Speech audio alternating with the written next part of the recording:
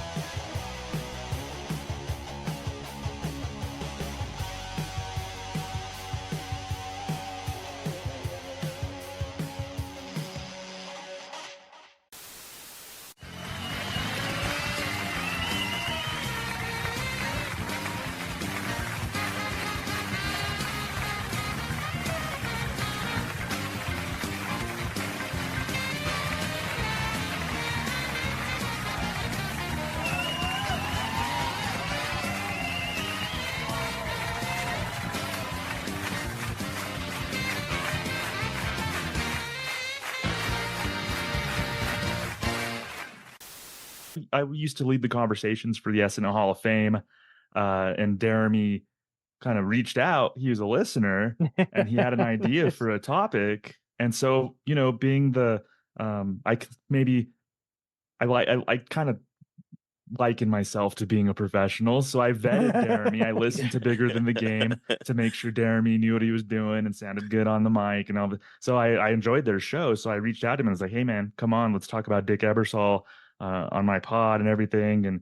And so that's what happened. It was like SNL brought the podcast together. So I think it's fitting tonight that we get to talk about sketch performers and probably beyond SNL. So it's like a really neat thing for us because we just love sketch, SNL and beyond. So I think that's a great thing to bring up.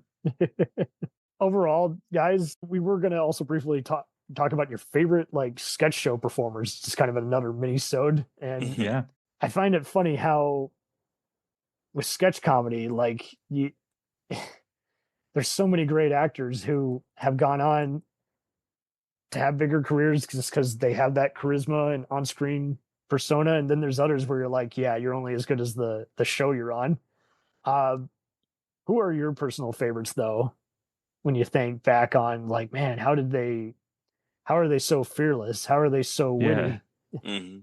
Yeah, when you approached us about this, I thought it was interesting because we were like, we have SNL backgrounds and stuff. So I loved like exploring post SNL. Almost kind of made my close to kind of like my dream sketch cast in a way. So I had 7 people who just like I wanted to shout out who really, really stood out to me. There might be some crossover. The greatest of all time in SNL, in my opinion, is Will Ferrell. Sweet. So I think he's the GOAT. I think if you look at quantity and quality, if there was some sort of like objective metric that you can put towards sketch performers, I think Will Ferrell's the greatest of all time. And I actually don't even think it's particularly close. I think if you just look at the sheer amount of sketches and the quality of them and just impact, like I think he's the GOAT. So he would be like, I would start a sketch cast with Will Ferrell. Absolutely.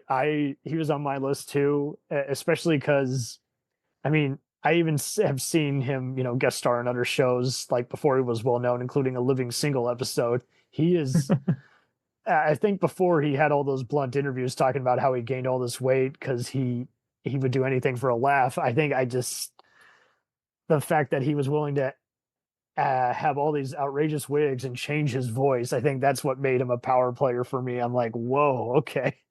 He can, David Cross on Mr. Show, I got to say, like all the different accents he does, years before he was in movies and shows like Men in Black and Arrested Development, you go back to that HBO show and you're like, man, he was using all his creative freedom to make all these amusing Southern stereotypes and terrible TV spokespersons.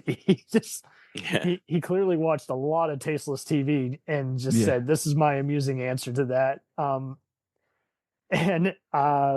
Tim Conway on Carol Burnett, yeah. Carol Burnett. I mean, there's a reason he makes Harvey Korman, unintentionally a guffaw, but like there's a reason people would even do their best of Conway VHS and DVD packs back when we were doing physical media. He is just really, really nutty. One of the more underrated, just comedic performers of all time. People don't talk about how funny Tim Conway was. Like, Tim Conway was so hilarious, and I'm a fan. I know Lorne Michaels, when SNL was created, talked about don't break up, like, don't be like Carol Burnett show. Wow. I'm a fan of the Carol Burnett show. I love Carol Burnett, and I love Tim Conway. And even you go on like Disney Plus now and watch like the Apple Dumpling Gang with him and Don Knotts, and Tim Conway's one of the more underrated, like, funny people. Like, people don't talk about how funny Tim Conway was. And they really don't. And it's just like, are you kidding me? Yeah. Deremy, who would you maybe like revolve a sketch cast around? Yeah, I mean, I do love Will Ferrell, and it pains me to say, like, I have to agree he is like number one GOAT, because I'm always an Eddie Murphy guy.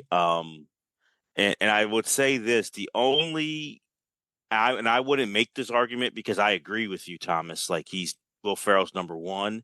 The only counter I would say was, of all the great, we can keep it to SNL, but I think a lot of these great sketch shows, right? Everybody else, everyone else has other great performers they have. Eddie Murphy had Joe Piscopo, and depending on where you're at, some people might put him in the top 50, some wouldn't. Mm-hmm. Other than that, it was Eddie Murphy carrying the show, like, by himself for a while, for 90 minutes. So that's the only thing I'll say. And he was like such like a rocket. He just shot up. Like, so to me, Eddie is someone that always just will stick out. But I agree, though. Will's number one. Like, he's the GOAT. Like, I got to give it to him. But in all fairness, like, Eddie Murphy he was so much bigger in the show, and I think that might be what Ferrell was going for before he created Funny or Die. He knew where to go in the various segments. I will teeter off into some of the other sketch shows, like Deborah Wilson. I am blown away by. Like, even if you haven't seen Mad TV, if you watch even just that Who's Line UK episode crossover she did with Phil Lamar, I was just like, before she became a prolific voice actress, it's like she was really built for doing all those different personas. And can I keep it real on this podcast? So love sketch comedy, love SNL. The popular, the hipster kind of thing back in the day was to say that Mad TV was better. For me, Mad TV was garbage. Honestly, garbage show. We agree. Bad sketch comedy. Didn't make me laugh like once. It made me laugh. We agree. So I always see SNL, even SNL fans, comedy fans, like, oh, Mad TV was so much better than SNL. Like, no, it wasn't. It was not. People would say, you got to watch Stuart. I'm like, no, Stuart was not funny. Stuart was not funny. Their movie parodies were not funny. Even even people like Keegan-Michael Key, who was on Mad TV, awesome sketch performer, not funny on Mad TV. He was funny when he got Key and Peele's one of the great TV shows of I had him on the list. But I had Keegan-Michael Key on my list, but it was not for 1 second of his Mad TV thing. No, you didn't like, because if I'm going to be blunt about it, I thought Mad TV was garbage. No, I agree with Thomas 1,000%. I never understood. Yeah, sorry, Cam. I never. No offense to you or anything. I just could not get down with that show.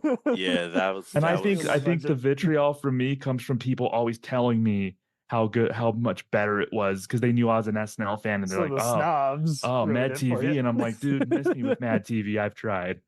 Hey, it's all good. What can we do? I had Fred Armisen on here.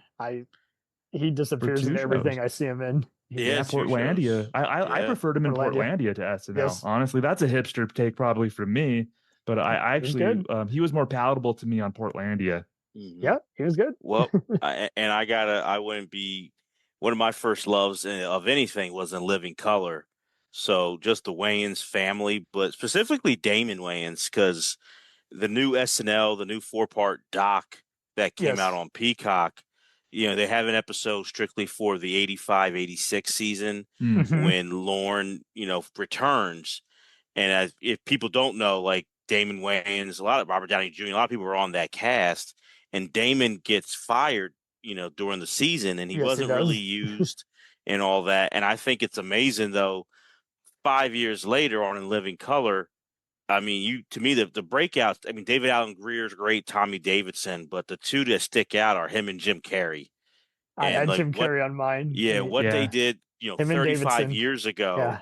it's still like, to me, nothing made me laugh harder than Homie the Clown. Like, I Yes. always Don't play cracked that. up at that. Homie, don't play Yeah, that. yeah. Oh my Deremy, God. I had someone from In Living Color on my list. Oh, okay. Who's So that? Jim Carrey to me is obvious, but I actually really respect David Allen Greer on David In Allen Living Color. Greer's To me, great. he was kind of the Yes. Phil Oh my Hartman God. of In Living Color. Yep. He could sing. He was the glue guy. He could play it silly and broad. He could go more subtle. He was Mhm. like the Absolutely. chameleon of the cast, and he was a great SNL host too. He was in like Yes. that Wake He Up and hosted his Smile sketch. own Daily Show inspired comedy for a while, Chocolate News. Yeah, And I no, was David always Allen like, Greer this is dude great. is So awesome. I omitted Jim Carrey just because, like, I don't know, Oh. he's obvious and he was But great. Davidson, like when but- you see him in his other movies, like, is it Strictly Single? What's the one he did with a young Holly Berry and Are you talking about Tommy Davidson? yeah, he was in a Huh? very Was he amusing movie. He was in Woo. Was he in Woo? That I think that was Lawrence Tate, but Strictly Business, that's the one. It's just a dating comedy, but like he carried it, and so Oh, it that's a made great sense for me cast. when I saw some crossover with him and Jim Carrey. I was like, Yeah. but kind of like Dana Carvey, I don't know why he wasn't as big. He just, even personal issues aside, like I don't. Yeah, I think some people are built like just like there's the opposite effect, like a Chris Rock or Ben Stiller was on SNL and that wasn't for Yes. them, Right. and then like some people like SNL is their bread and butter, or that sketch is their bread and butter. That's what they live by. Yeah. Yeah, like I think Dana Carvey, he was someone who was built for even like his stand up. It's really like I'm like, no, you're more built for like sketch comedy, like 100%. than like being a stand up, which Or is even great. movies. Like, Right. Yeah. Because nothing was worse than Master of Disguise. Oh that my was God. awful. I don't even appreciate the attempt. That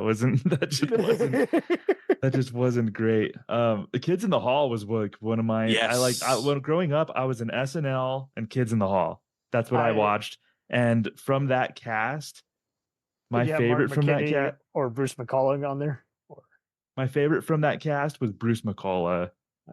I would say, like, he does played drag like so well. Like, wow. Yeah, all of them do. Like, all of them did drag really Dave well. Foley, It's hard to even pick who the best one was for that. But Bruce McCulloch played these amazing like dirtbag characters all the time. Yes. Like you put a mullet on Bruce McCulloch and like a stained shirt and He's go gonna tell go him to go cook. He was awesome. He played the little annoying nerdy kid with the backpack, Gavin. He played like Bruce McCulloch was always like my favorite from the Kids in the Hall, but that was a show that means so much to me. It holds up to this day. I absolutely love watching Kids in the Hall to this day. The comeback. Jeremy, I didn't know we've never talked about Kids in the Hall. Yeah, we haven't. Why? We never did. No, Kids in the Hall is great. That was early. It's just a shame how some of these networks, like, I get it, you have to change, but like Comedy Central, that's where I got into. Yeah. Like there was old school SNL, like I was watching, and then also like they were playing old school, like Kids in the Hall, and being home as a kid in the summertime. It's like I just let Comedy Central go, and that's where I got to be able to like to see all that, and I'm like, oh, this is great. Same with, I guess we got to mention SCTV. Oh, 100%. Absolutely. And there's just so many people to pick from that cast. Like, yeah, I got Eugene Levy, and I had Catherine O'Hara. Catherine, there you go. Yeah, those John were the Candy, two. I'm I sure, think Eugene and Catherine. Yeah, sure thing. Why not? Yeah, that it's just, and now that's one there's like the hipster people who like that more than SNL. Unlike, no offense, Cam, unlike the Mad TV crowd, I listened to. I'm like, oh, okay, I feel you on that. I can see that. Yeah, but I always tell people, they've just seen a bad year of SNL, so they think everything is that way. It's like there's bad sketches. Like there's a lot of. I mean, I just really, mentioned Mr. Show. There's plenty of sketches that nowadays you're gonna just fast forward through. It's just there's not bad Mr. Show sketches. There's bad Key and Peele sketches. But Yeah. what I always tell people, Cam, is you can't compare SNL to like Mr. Show or Key and Peele or SCTV because all of those are pre-taped. They're pre-taped Right. shows. SNL There you go. does a live show every week from scratch. Like the degree of difficulty for SNL is such you can't compare. Like I know everybody, and I get some amusement out of I think you should leave. It's the same joke. It's the That's same a joke. whole different oyster. That's But it's the that's more same for joke the basically college in every humor crowd. sketch. But people like a lot of my friends are like, oh, that's so much better than SNL. I'm like, number one, maybe. Number two, he has months to like write and rewrite and shoot and reshoot. So you can't even compare. It's like comparing apples to like peach cobbler. Like you can't even compare. Like it's different. Their style is more, for lack of a better comparison, kind of Eric Andre, like let's prank people and then keep the cameras rolling. Yeah, it's a different style, but I think the main thing is the pre-tape versus the live stuff. Like you just can't really. People like to make stuff personal. Like you would see a fictional president on a show, and they're like, "We need someone like that in office." I'm like, settle down. It's just a show. Yeah. Well, Deremy mentioned Catherine O'Hara, which was a great pick. I wanted to shout out a lady who would be the anchor. One of the anchors on my sketch show is Tracy Ullman. Yeah, there you go. Talk about sinking into characters. She had a great sketch show. Owning character, like the Tracy Ullman show from '87 to '90. That she's awesome. So if I'm starting a sketch show, I want Tracy Ullman on board. That's a great pick. Great pick. She was brilliant, and it's a shame that her claim to fame. I mean, it's how big the Simpsons are, but it's too many times like she's just like a trivia question, like. Where did the Simpsons first premiere? The Tracy Ullman show. Like the Simpsons did come from that, and that's huge. I get that, but no, that's a good point. It is kind of like people will have heard of, like they'll watch some of the new shows like Chicago Fire and Law and Order, but they don't. When they know about the St. Elsewhere homicide connections, they only know about like one of the characters being on it, but never actually seen it, or they know their parents were into it. Yeah, they don't get the significance of it. I'm like, well. It's more than that. Like, it's more than that. It was Denzel's first gig. It's more than that. But there's this plot twist that's now been circulated. It really was an edgy kind of show. So that's right. But about owning characters. Like Tracy Ullman would just sink into it, even as recently as she was in Curb Your Enthusiasm. Yes. And she just totally stole scenes that she was in. Like, and her character was like, it was written to be annoying. And Tracy really like played that so well. She's so talented. Yeah, she's so good. So Tracy Ullman's one of the first sketch performers that I think of just pure raw talent. Like she has it. And we got to say, like, this guy's one of the great all-time stand-ups, but Chappelle show, Dave Chappelle, and what he was able to do on there, like not everyone can do what's written and add their own voice to it. He would nail it, and I would also say for pre-taped, I would put the late great Charlie Murphy because I mean from there, which is insane. Like people were saying this when Charlie Murphy passed away, that as big as Eddie Murphy was and still is, from Chappelle's show, there was like a generation of people who knew Charlie Murphy better than Eddie Murphy. Sure. Which is insane, but that's how great those stories were. Yeah, I would at least give Charlie Murphy a segment on my show, Deremy, to tell a story. Yeah, it's like those little pre-taped, like just a little pre-taped segment. Like that's your playground. You tell a story. So Charlie Murphy would be a part of mine. Look at it this way: how about the fact that in the hysterical Prince sketch, which still holds up, he's playing not only himself but also Eddie. No one notices that. They're just like, oh yeah, but in the scene where they're at the party, he's voicing Eddie. Yeah, it's true. He's doing double duty. I got sound just like my brother. So that's two Murphys. Out of the Monty Python crew, I would put Graham Chapman on there the most because he would often be the straight guy. Yeah, he would. And I think people that And it's because people will often go, yeah, he was originally going to be like a surgeon or a doctor or something. It's like, well, that's just it. He knew how to approach all this stuff in the most amusing way. But No. out of all Yeah, the I think pythons, I Michael think Palin is like kind of an underrated choice. I think yes. for me, I think Mhm. I yeah, wish we had more from him. But at yeah, the same time, I think that's why he gets away with it. He did everything he wanted to do with Python. Now he just does, activism and documentaries. So it's like, right. But um, you talk about an influence on on generations of people, like what Monty Python had, and like they can be up there. I think obviously SNL, I feel like probably has eclipsed it, like with being on for 50 yes, years, but probably a close second is what Monty Python, and like so many people, especially in those video store days, everyone wanted to talk about Life yes, of Brian and all those movies, and then getting the old like shows and trying to brilliant do all that. ending. Oh, Always just look on so the great. bright side of life. Oh, so great. That's not another comedy. That's where I would watch Comedy Central being home as a kid, and that They movie would would play always their be two on. movies. Yeah. Oh, yep, they play them all the time. So Oh good. man. I take it you got. Is anyone here a Who's Line fan? Yeah, Here and there, yeah. yeah, So for I mean, we sure. mentioned Keegan Michael Key because yeah, he was great on there. He even appeared on David Cross and Odenkirk's With Bob and David as a racist cop, which was funny. But uh, I again, Colin Mockery, Ryan Stiles, Wayne Brady, the Karen Maruyama, those guys are my gods. Like, so I light up anytime I see them or see that they're doing a play or even a scene still, their guest spot. It's like they can do no wrong in my eyes. But like Yeah, yeah. my favorite, who does not get much attention, like he gets it, but like I thought of Jeff Davis, and he's great, especially with his impressions of Christopher Walken and Keanu Reeves.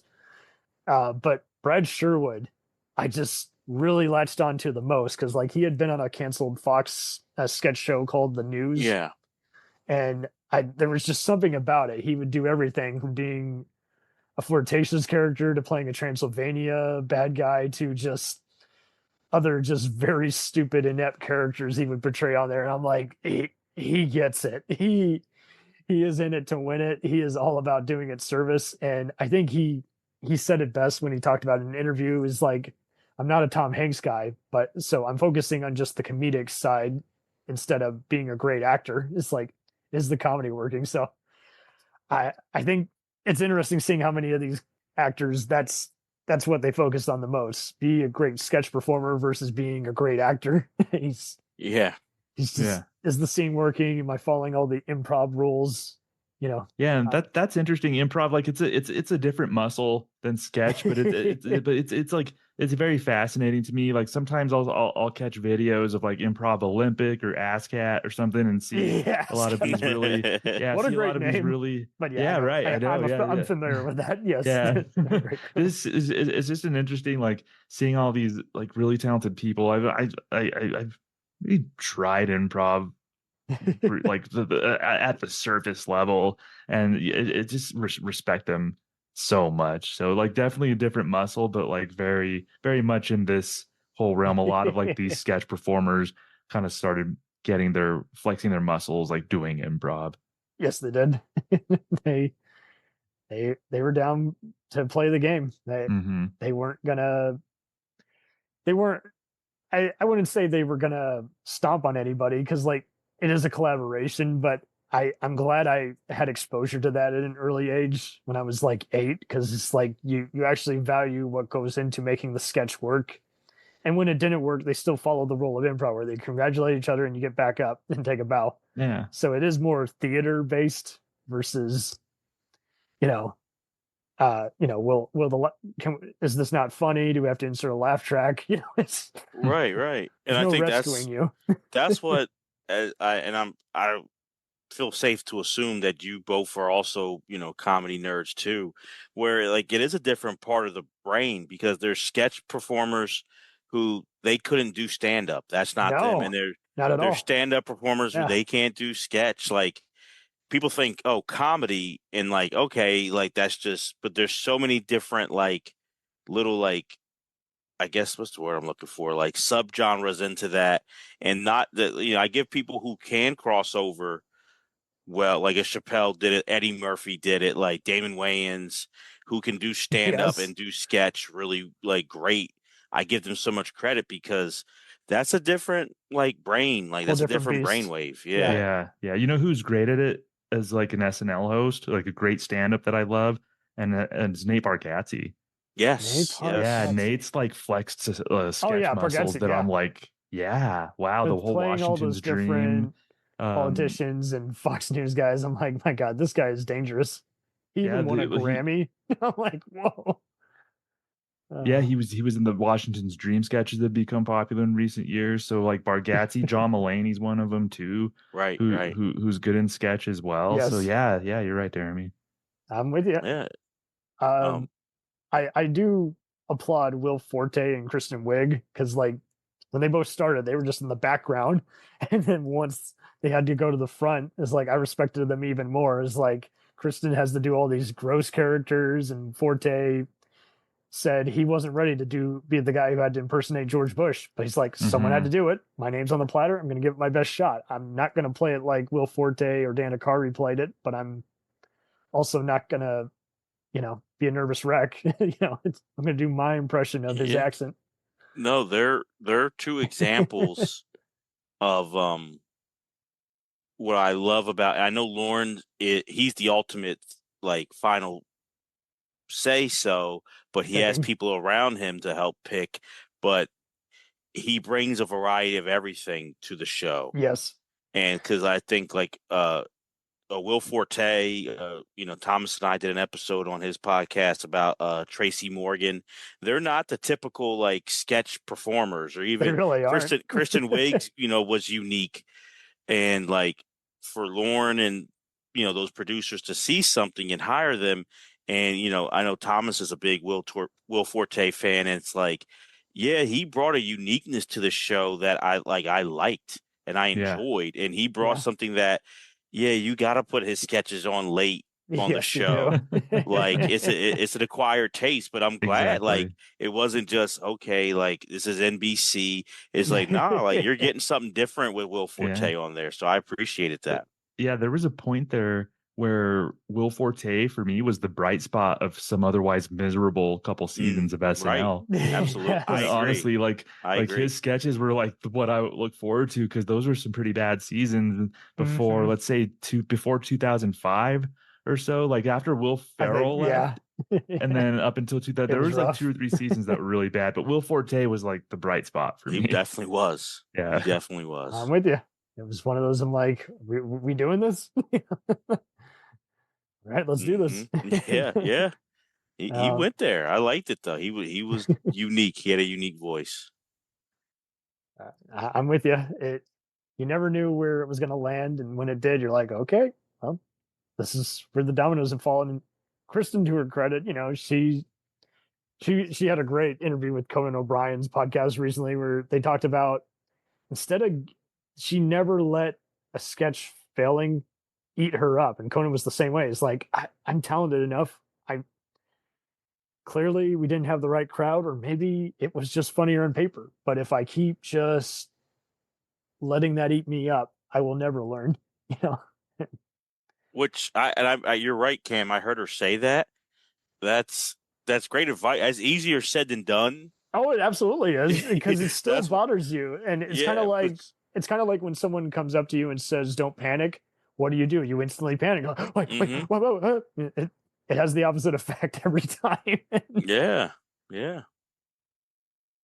More or less, I found it interesting how Andy Richter and Amy Poehler both helped each other out, going from the Upright Citizens Brigade. Then they had the Comedy Central show version, but they, Amy, started out helping out on Conan's show, and then was on SNL. And Andy Richter has talked, many times about how he wasn't ready to have his own sitcom, but he's like, well, this is, it's your brand. You don't have creative control, but you're gonna, you don't want to be, you're grateful for working with Conan, but you don't want to be just his right hand all this time. You want to go out and do your own thing, and I think it's just a lot of these guys all channel the courage very naturally.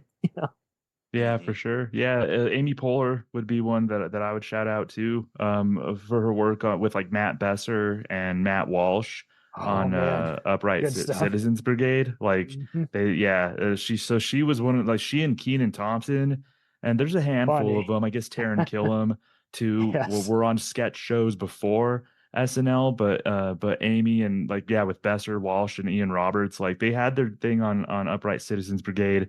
She went to That's wild. SNL and one of the more popular SNL cast members. So like yeah, Amy Poehler just like another one who's kind of born for like sketch comedy. It really is. Fun times, man. Fun times. And when I think back at all these different personas, and I think it's just a testament not only to how they'd had all these different experiences, everything from unsold TV pilots to just other bizarre comedy concepts that were surprise hits that no one knew would actually be successful. I think when you just are are just focused on just doing a good job versus trying to get your rent paid, I don't know, it's a bit of both. Like yes, you need to get your job done, but at the same time you also need career security, so Yeah. you still want to kill it. And it does make me wonder how much stuff just gets cut, and behind the scenes versus could have been a good skit, but it just no one had time to make it. That depends on what show you're working on. I guess there's a lot of stuff that gets cut on SNL. Like Yeah. even from the read through, they do like 40, Daryl Hammond 30 to was 40 kind of a sketches. ghost those last few seasons. You're like, use him. Yeah. Oh, No, but you're right, Thomas. And I guess it shows how hard it, like, as fans, we kind of like, oh man, why don't you have this? But it's hard to, it really especially if is. we know more, like, to not only keep, like, you think just keep the funny sketches, but it's got to have a flow to it as well, too. It does So have to flow. Unfortunately, it has yeah, to. it's tough. What might be funny might not be funny. Sometimes it's weird they insert it in the episode. You're like, yeah, it'd be funny, but not after the fourth sketch when we've already seen this wacky moment. Right. And then sometimes you just got to make an executive decision. You're just like, oh, we'll just try this out for now. Yeah.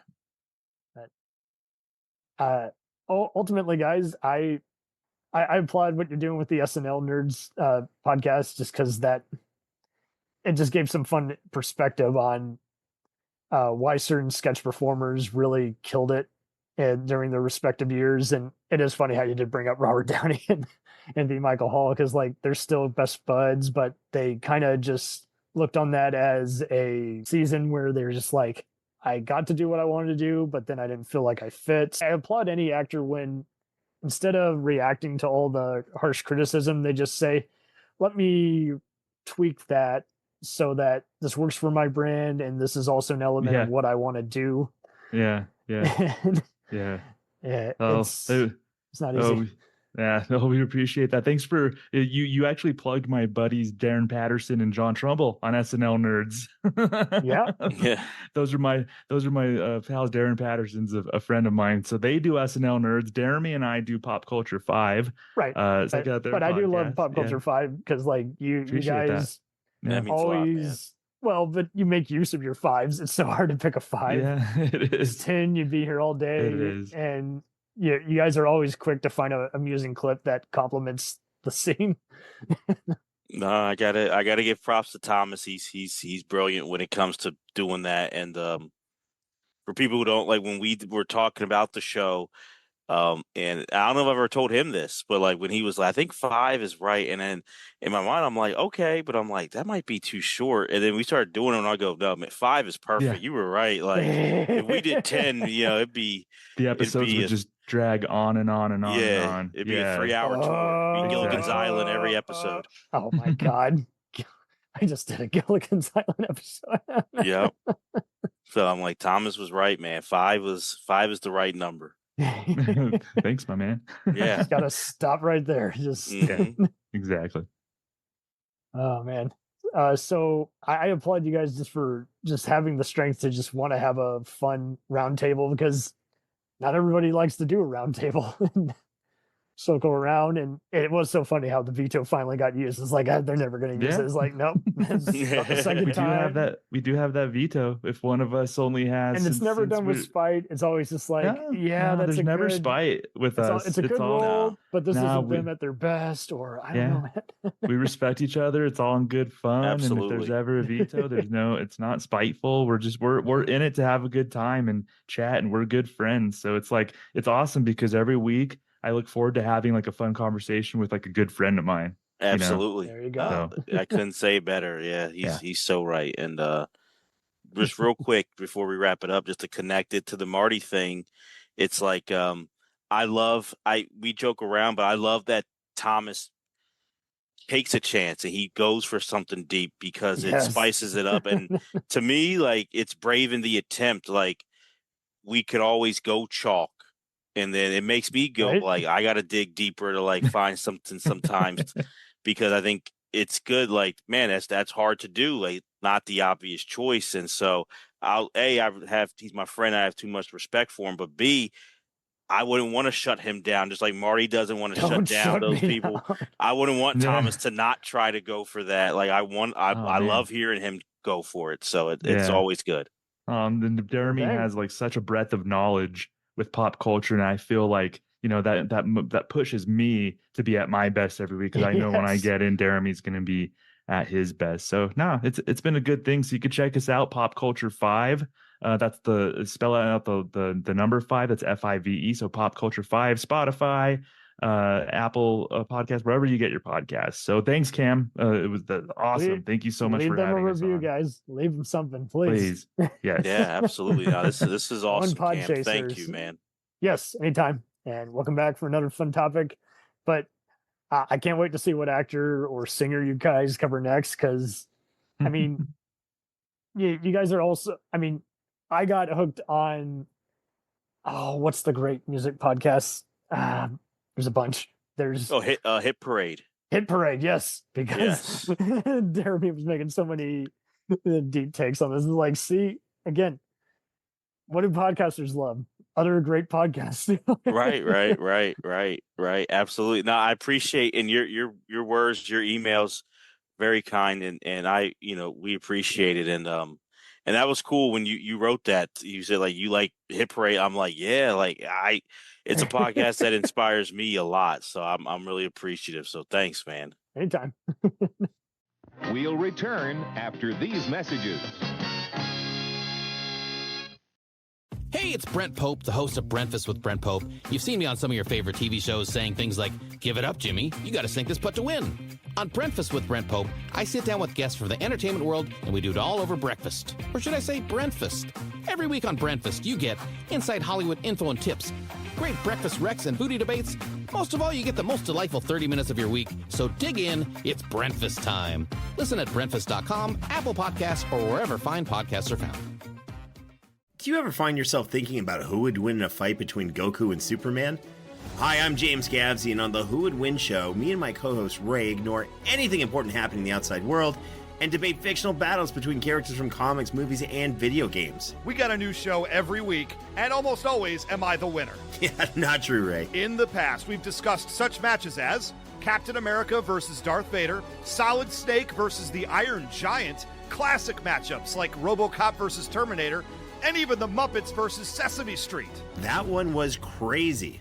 So if you're a fan of geek culture and love a spirited debate, check out the Who Would Win show wherever you get your podcasts, or check us out at whowouldwinshow.com.